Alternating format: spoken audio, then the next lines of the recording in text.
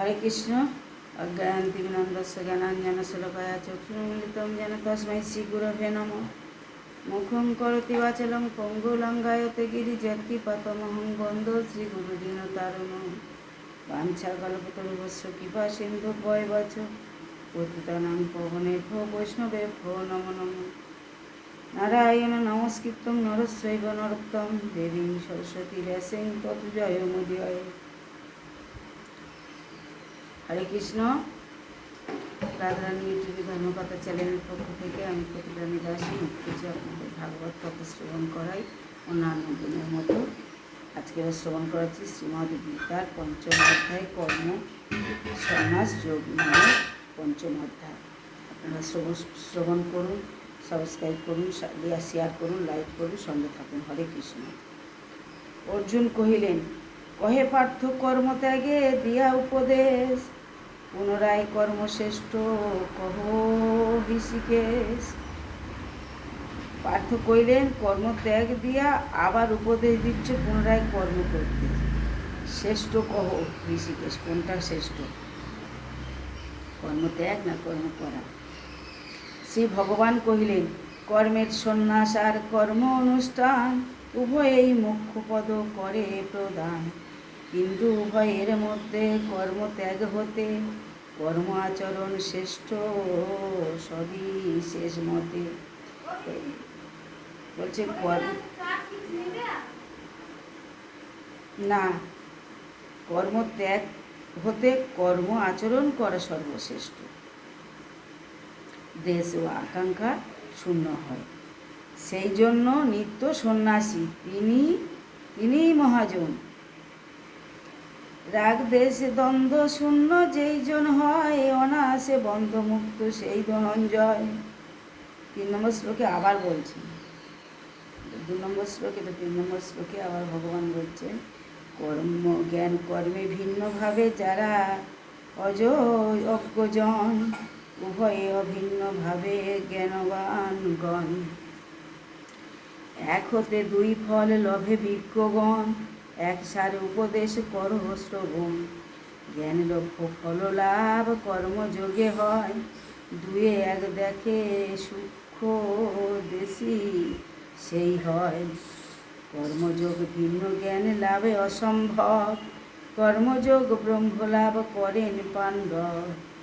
যোগযুক্ত আত্মজয়ী যিনি শুদ্ধ ভক্তিত্ব, ইন্দ্রিয় সমূহ যার সমক্ষ বর্জিত। সর্বভূতে আত্মদোষী সেই মহাজন, কর্ম করিলেও লিপ্ত না হয় যে জন। আমি কিছু করি নাই ভাবে যোগীগণ, দর্শন শ্রবণ স্পর্শ আঘ্রাণ ভোজন।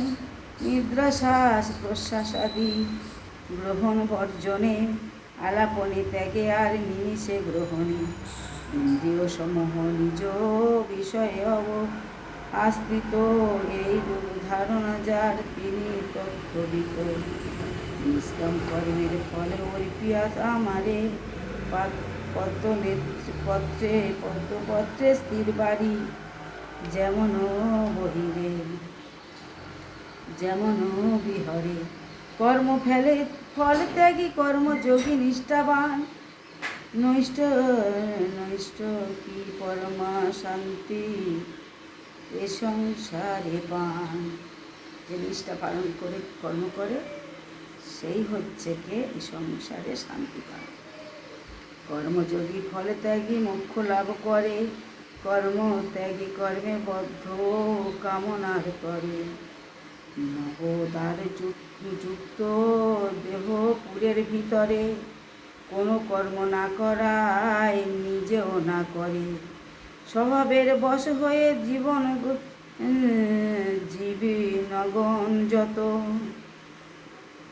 জীবনগণ যত কৃত্যদাদি অভিমানে কর্ম হয় গত। পাপ পুণ্য কবু করে বিভু ধ্যান নাই, অজ্ঞানে আবৃত্ত জ্ঞান জীবে মোহে তাই।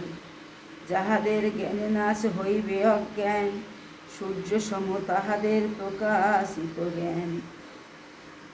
আত্মা বুদ্ধি আত্মা চিত্ত আত্মা নিষ্ঠ যেই আত্মা পরায়ণ পার্থ কিন্তু হয় সেই বিজ্ঞান বিনয়ী যিনি পণ্ডিত প্রধান গাভী হস্তি অপস্য ও চণ্ডাল ব্রাহ্মণ বিভেদ নাহি কিছু জ্ঞানীর নয়নে সমদর্শী সুপণ্ডিত তিনি ত্রিভুবনে যাহাদের মন সদা সমভাবে স্থিত এ দেহে তাদের সংসারে বিরাজিত সেবা হেতু সম ও নির্দোষ ব্রহ্ম হন সেহেতু ব্রহ্মতে তারা অবস্থিত রন ব্রহ্মের স্থিতি হেতু যেন স্থির বুদ্ধিজন প্রিয় বা প্রিয় কভু তুষ্ট রুষ্ট নন ইন্দ্রিয় বিষয়ে যার অনাসক্ত মন সুখ শান্তি এ ধরায় তিনি প্রাপ্ত হন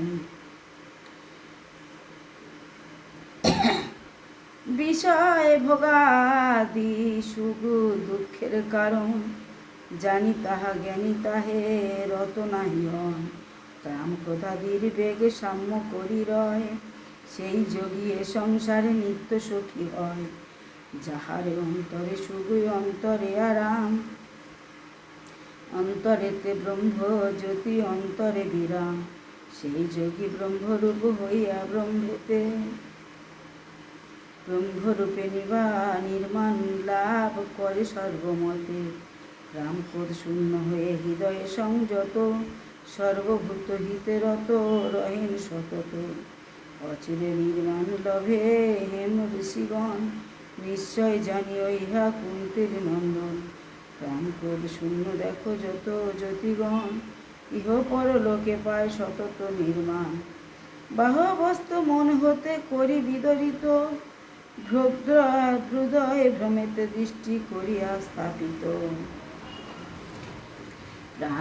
প্রাণবায়ু নানা মধ্যে রাখে জিতেন্দ্রিয় মনোবুদ্ধি ইচ্ছা নাহি থাকে ক্রোধ ভয়ে আনি রিপু নাহি রহে যার সেই জন মুক্ত সদা জেনে রাখো সার সকল ভূতের হয় আমি সহৃদ সকল ভূতেই হই আমিও সহৃদ ইহা জানি শান্তি রবে সেই জন নিশ্চিত সর্বময় আমি সর্বভূতের মধ্যে আমি যাহার হৃদয় জাগে সেই জন শান্তি রবে নিশ্চিত ইতি কর্মসন্ন্যাস যোগ নামক পঞ্চম অধ্যায় সমাপ্ত পরবর্তী অংশে আবার ষষ্ঠ অধ্যায় শ্রবণ করাবো অভ্যাস নারায়ণ নমস্কৃত নরস্যৈব নরোত্তম দেবী সরস্বতী বৈশেং তৎ জয়মুদীয় হরে কৃষ্ণ।